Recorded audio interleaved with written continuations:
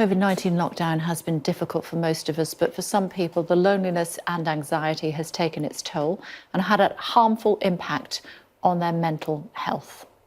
Joining us now is Professor Angus Dalgleish, oncologist at St George's University of London. Hello to you. Thanks for joining us on the programme this morning. And you have had first-hand experience of how damaging this can be on your colleagues, haven't you?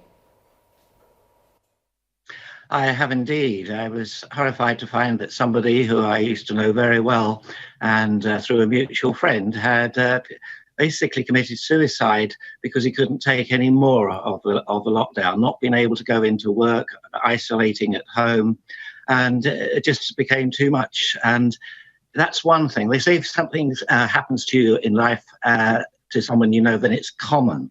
So only last week we had to join a meeting. It was a Zoom meeting for a meeting with people about research collaboration, only to be told that the junior assistant was unable to join us today because he'd been found hung in his bedsit over the weekend. Again, expressed absolute despair with the effect of lockdown, which is not only immediately on the mental health, it's on the future careers and their livelihoods, ability to have social life, find partners, everything like that. And so it really did bring it home, because I have already been campaigning with my colleague Carol Sikora that the impact on cancer patients is just been devastating.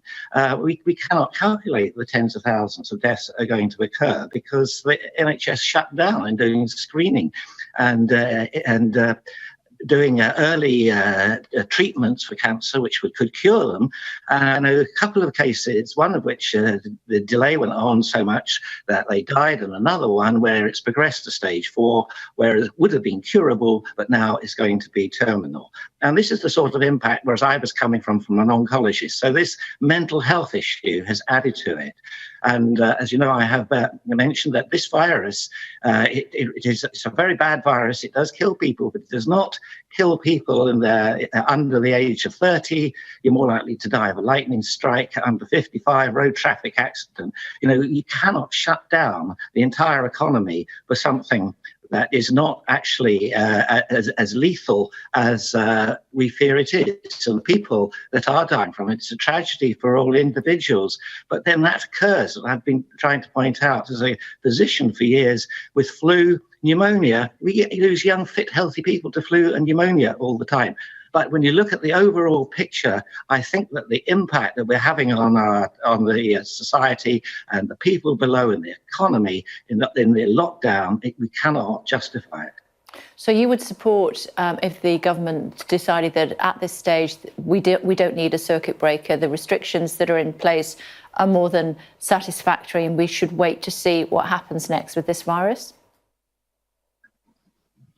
Well, I personally feel that adding in lockdowns where you close businesses, you prevent people going about their normal business.